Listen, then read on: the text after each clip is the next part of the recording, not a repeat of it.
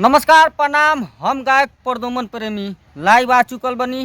रउआ लोग ज़्यादा से ज़्यादा शेयर करी लो, काहे कि कुछ लोग हमारा साथ गलत करे के चाहता। अब रउआ लोग ये मत समझें कि प्रदुमन प्रेमी के कुछ लोग गाड़ मारे के चाहता ना, हमार गाना के मार्केट डाउन करे के चाहता। आई जौन लोग बा बहुत कलाकार के साथ ऐसा करता। हम एगो नहीं खी, एगो प्रदुमन प्रेमी नहीं खन, बहुत कलाकार के साथ एक ऐसा करत सन। समर सिंह के साथ कैलसन, हितेश पांडे के साथ कैलसन, लल्लू लोड के साथ कैल बड़ा सन। बताओ लो तहन लो जब आतना बड़ बड़ कलाकार के साथ एक करत रसन, तो छोट मोट कलाकार के बकसिया सन आगे बढ़े दिया सन। ई धमकी दे तरसन के तारे के हई कदम हऊ कदम। हम नाम ना लेम कोनो के कौन कोठा पुत्र है, एक बहन चौदह हम पाटलिपुत्र सुनले रहनी। कोठा पुत्र कैसा नाम है? देखल हम कुछ बोले के नहीं चाहत, हम ऐसे ही विवाद में ना रहे के चाहेनी, हम लाइव ना आवे नहीं, हम विवाद में ना आवे के चाहेनी। लेकिन एकनी के लागत है कि हम डेरातन, डेराए वाला हम काम ना करी ले। जेकर लागत ओकरा लागो बस।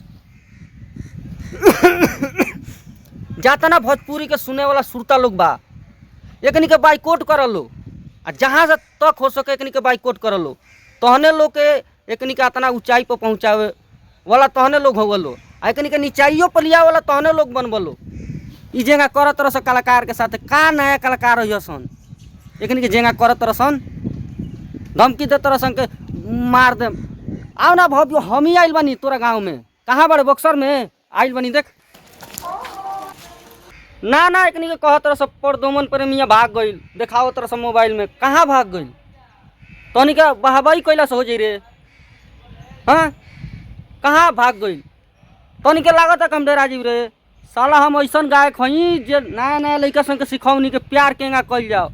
हम ही गाना गनी, एक बाद एकनी के पता चलल प्यार कब कल जाला। ढोड़ी में पानी तहारा अड़े लगी हो, बुझियो जवानी तहार चढ़े लगी हो। ई ढोड़ी में पानी अड़ा अड़ा के चेक कैल सन, तब एकनी के पता चलल के प्यार के उम्र हो गई बा। आज तहनी के हमरा से दादागिरी करत सन। कहाँ बड़ा सन? 500 लोग लेके आइल बनी देख जब बक्सर में, आ तहनी के ना पता बड़ा सन। कहाँ ना पता बड़ा सन? कहाँ बड़ा सन? तहनी के जेपी चौक, हाँ पुलिस चौकी, कहाँ बड़ा सन? हम सीधवा आदमी देखे में हई। हम लोहा फैक्ट्री में हथौड़ी पीट के रॉड सीधा करेनी, तेकर मतलब ई ना के सीधवा आदमी हई। गाड़ मार के आदमी सीधा करी ले। हम बता देता नहीं पहले, हम बहुत कुछ बोले के चाहत नहीं, लेकिन अब ना बोलब। नमस्कार प्रणाम, आज के लाइव करतनी समाप्त। तो वीडियो तो हम लोग कैसा लागल भाई लोग कमेंट करके बताइए लो। आ वीडियो में मेहनत लागल बा, काहे के लोकेशन में जाके शूट कैले बनी बक्सर। तो एगो लाइक कर दिया लो, चैनल के सब्सक्राइब कर दिया लो।